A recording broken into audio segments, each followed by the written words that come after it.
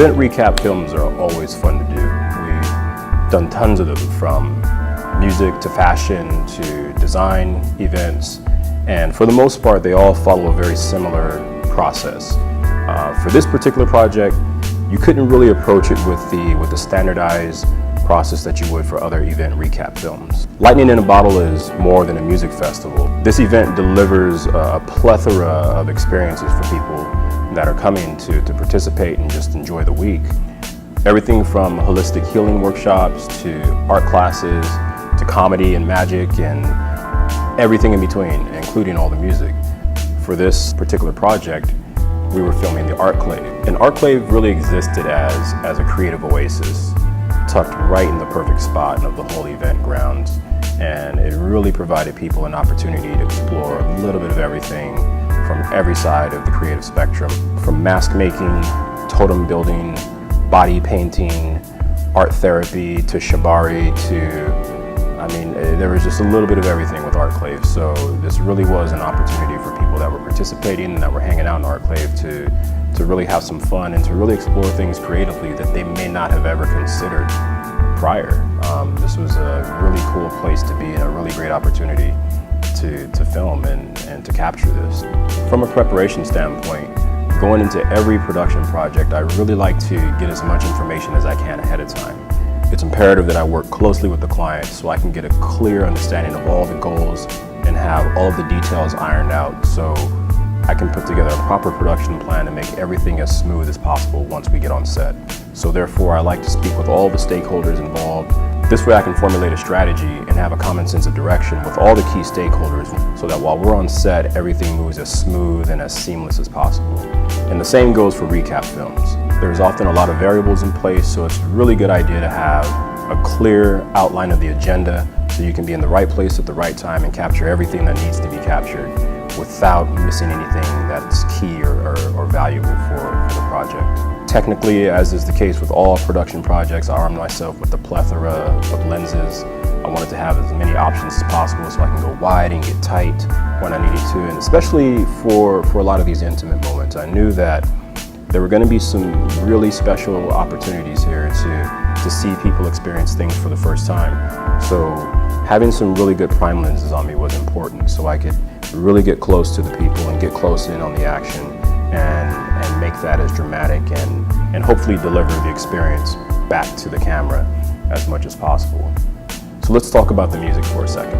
Approaching this project, I already had a feeling of what I wanted it to sound like. After meeting with everyone and getting all the information ahead of time, I got a strong sense of the overall tone and the vibe of what to expect once we actually got out there. So with that, I already started producing music to be the theme of the recap film. As is the case with all production projects, music and your sonic landscape is imperative to telling a really good story. If you really want the emotion to be delivered properly, you have to have a good soundscape to really help that drive the audience into the feelings and the direction that you're looking to take them within, and help that journey, again, to help the story really move forward. So with that, I already had some sound harmonies in my head, and I started to move in a production direction that I thought would really capture the excitement, the energy, all the happiness, and the overall theme of the event. A typical process I often fall under when I'm making any sonic production is that I, for whatever reason, think of the climax first, that crescendo, that moment where everything comes together. And I often start working backwards from there. For whatever reason, that process lends itself to me to be very helpful, because now I already have a direction of where I'm going, and I work backwards to build back up to that. And that was the same case with this song. In this particular case, it started off with the 5-note harmony that really triggered a lot of feeling and a lot of emotion to me that felt like it would make sense for this project.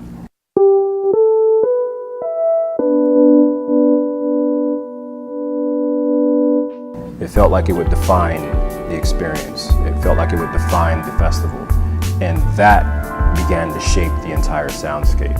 And from there, I was able to build and layer harmonies and make things danceable and make things a little more rich right around that. But that set the tone, that became the main theme. And this rhythm was the force that drove my mood going into the event.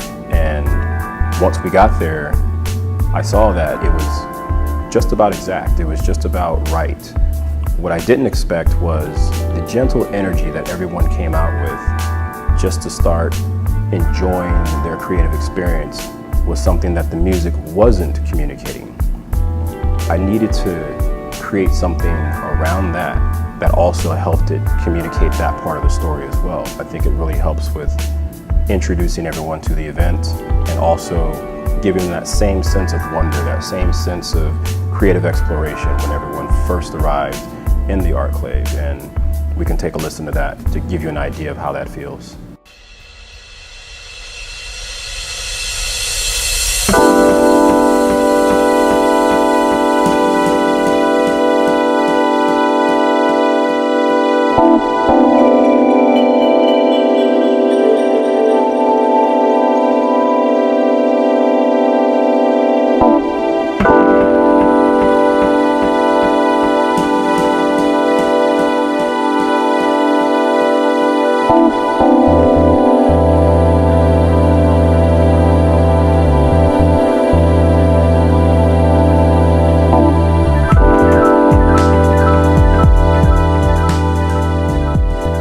Capturing all of the energy, the emotion, the collective village-like essence, and shared primal overtone of this festival was very important to me. ArtClave existed as its own pocket, its own oasis. However, there are so many things and so many elements happening immediately and in distant areas of the festival that were creating this energy that everyone was participating in. And it was important for me to capture that as well so that the viewer of this film would have context of what was going on around ArtClave while everyone was in there doing these creative activities. And for me, that was a really important part of telling the overall story of not just ArtClave, but what the Lightning in a Bottle event was all about in the first place. This initiation and introduction process carried roughly until about the 1-minute 45-second mark of the film. And at this point, that's when I started to transition out of the ArtClave and really start to show some of the surrounding activities. And at this point, we start to hear other sounds kick in within the soundscape itself to represent what's happening on screen, such as some of the bells and the subtle woodwind sounds that you hear.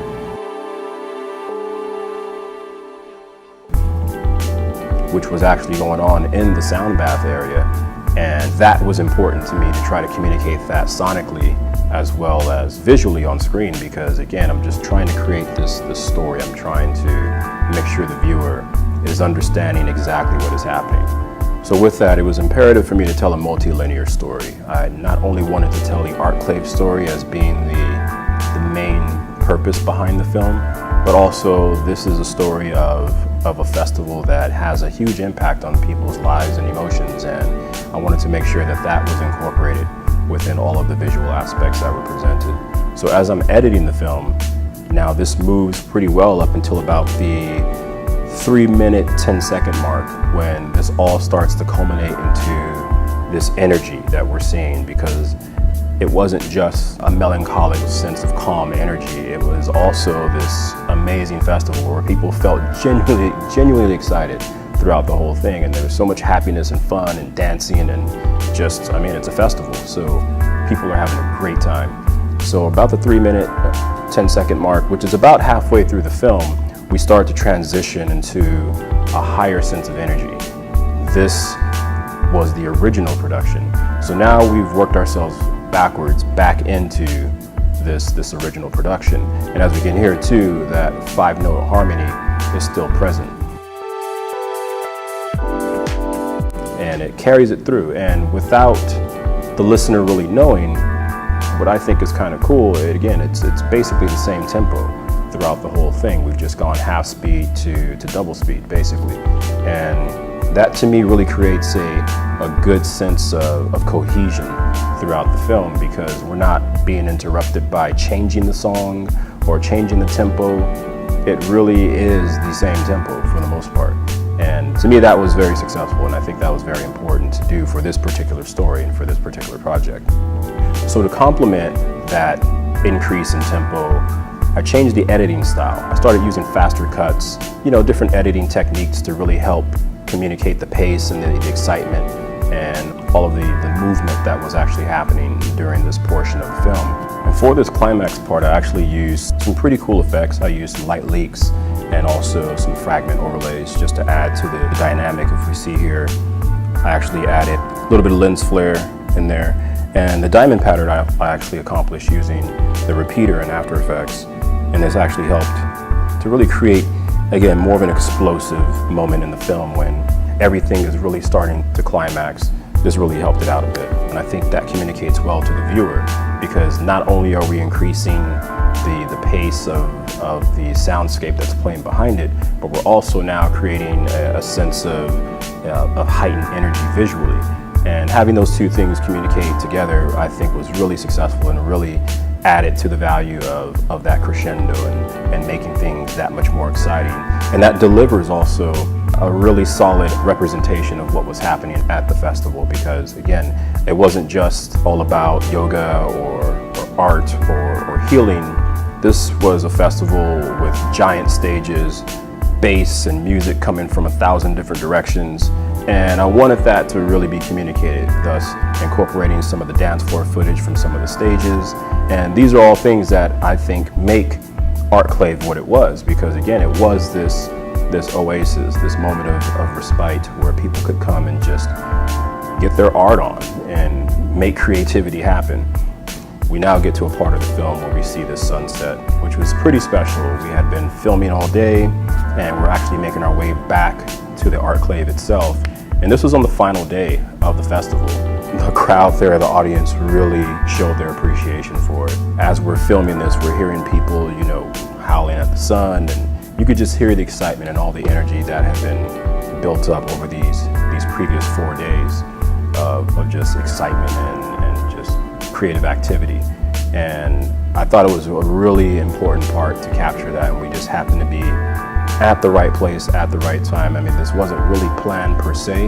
I knew I wanted to create a moment to represent everything fading, so I knew a sunset moment would be important, but I didn't expect to be near the stage that we were near at that particular time. The DJ, Bo Sebastian, who was playing, his set, which I think is one of the most special moments to ever DJ, if you're ever DJing outdoors, to be able to play at sunset is just perfect.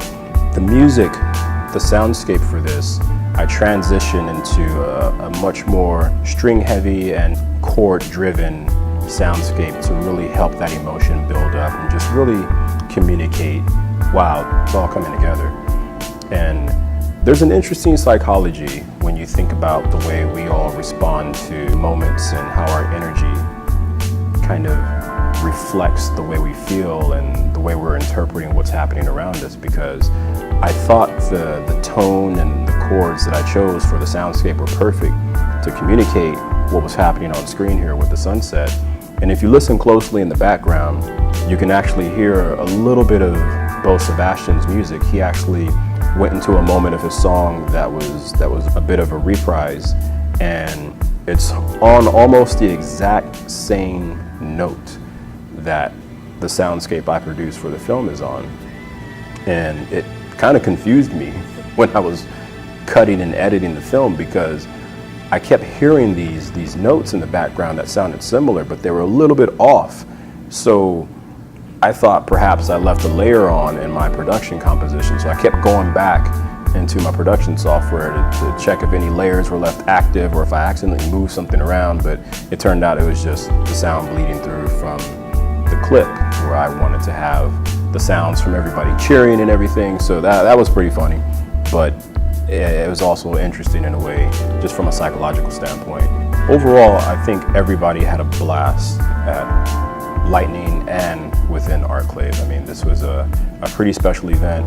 This was our first time attending, and it was beautiful to be able to work and communicate with everyone there. But also I got to work with my fiance, which was perfect. She taught an art class within ArtClave, so us being able to bring our creative energy there and help the event move further and help the ArtClave be that much more special. It was really special for both of us.